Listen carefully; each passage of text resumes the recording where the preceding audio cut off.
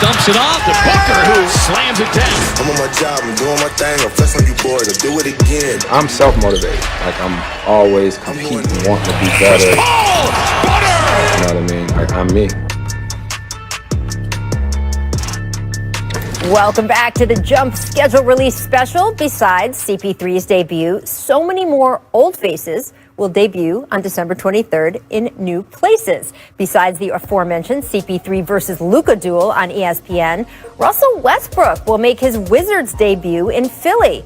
John Wall will face the Thunder. The Hornets' Gordon Hayward will start against Cleveland, and all the new Hawks that Vince Carter said would be going there will start in Chicago. We had a little Vince Carter breaking news section of our free agency special, and he was dead on. Matt, which of these debuts are you most interested to see? We got Katie out of the way. That's who I'm most excited to see. But I'm excited to see how John and Russ do in their new situations. To me, that trade didn't make a lot of sense to me because they're so similar in game. Obviously, Russ is more decorated with accolades, a little bit older, but they're very similar. But I'm really excited to see what CP3 does for Devin Booker and Aiden out there, because Chris, you can say what you want, but he makes every team he plays on better. He's going to be probably the best thing that's happened for Devin Booker, allowing him to play off the ball and take a lot of attention off him and a lot of pressure off him. So I'm really looking forward to what CP3 does with those young Phoenix Suns. Well, for me, it's going to be John Wall. And it's going to be like this. And it's been like this. It's always going to be that player that you always pair with James Harden because of his style of play. You know, so it was like I was interested to see CP3 when he first got there. I was interested to see Russ. And now it's John, because the way Harden's style of play is so interesting. The way it contrasts with these other guys, sometimes we don't think it matches. Yeah. Like, John Wall's about as pure point guard that you have in the league, and he needs the ball. Right. And we all know Harden's usage rate on the ball. This was made him an MVP and the player he is today. So it'll be interesting to see that dynamic because I think one of them has to change. I mean, I don't see Wall running the lane, running to the corner, shooting threes, spotting up. And so it'll be interesting to see if Harden takes that role and becomes that player at this stage in his career, which I don't know if it's also there's so much behind the scenes going on there with the Rockets. Is Harden going to want to stay? Is James going to want to change his style for some situation he might not stay with? I mean, it just depends. I think James Harden has a choice whether he wants to just be one of the all-time great scorers, offensive threats in the game, or actually try to win a championship. And it's up to him because he can if he wants to. I think the next step is kind of coming off the ball more and then knowing that anytime you want, you can get your shot, but let the team play and flow and let everyone else get going. So it's not always three guys looking at you. And whenever James decides to take that next step, if Paul said it, if he wants to, then that's where they're going to be in contention. But I like what they've done. If you can get a healthy John Wall and a healthy DeMarcus Cousins, people are forgetting about Boogie. If you can get a healthy Boogie Cousins, you got PJ Tucker there still. They got the young kid, forgive me, I forgot his name, they just picked up from Detroit.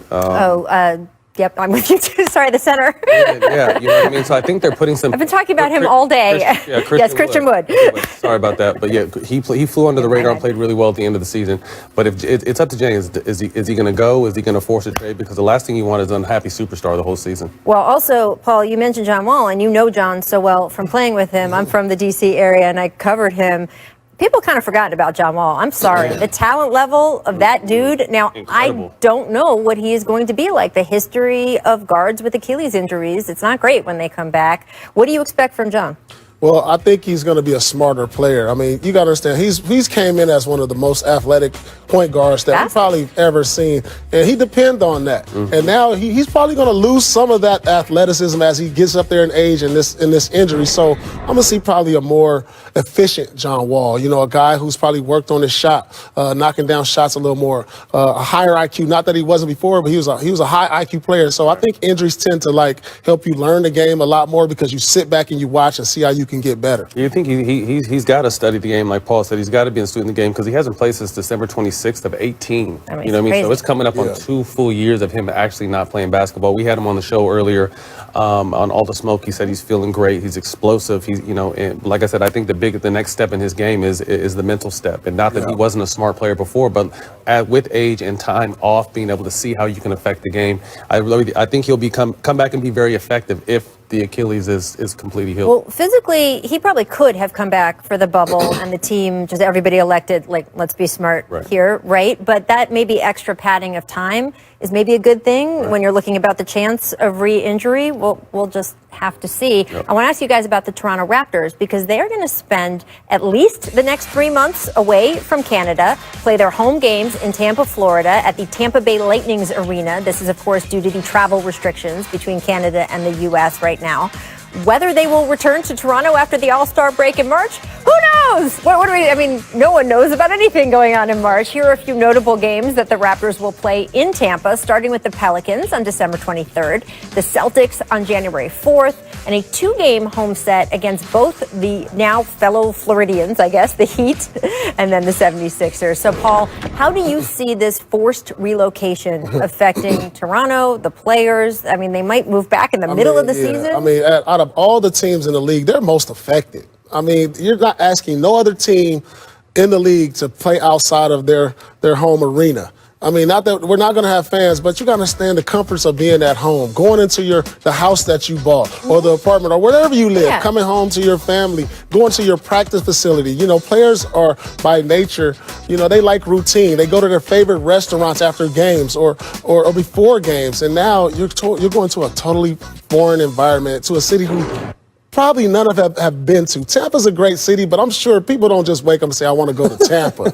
you know, so. Nice in the winter, Paul. You know, it's a great place. I've been there. But, you know, you go to Miami, you go to Florida for the most part. And so they're going to be a team at a disadvantage out of all the teams to start the season. But I think, to piggyback off that, if any team can handle it, it's them. You know, they have great veteran leadership in Kyle Lowry. Nick Nurse is a great coach. They've been through the wars. They've won championships. They've done it without Kawhi.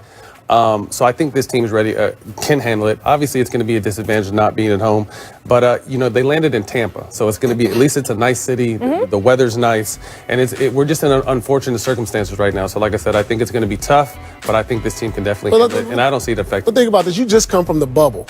And then it's like, damn, you don't even get to go home. Nope. So just psychologically, you're like, it wears on you. It wears on you. So that can cause an effect on a player. Yes. You know, so my hat's off. You know, if they got through the bubble, they can get through this. Yeah, absolutely. And I will say, I don't know what the rules on fans are going to be, particularly in Florida, because they have some different ideas down there about how many people should gather inside a building. But there are a lot of snowbirds, the Canadians who go retire in that part of Florida. So there is some natural support for them there. I don't know. I'm trying to make it sound. Go. We definitely wish the Raptors luck and success because this is a real challenge for them. Coming up as the season awaits, but the pandemic, of course, continues. How will teams adjust with little or no fans in the stands? What are the rules going to be? Brian Windhorst joins us next on The Jump to break it all down. Stick with us.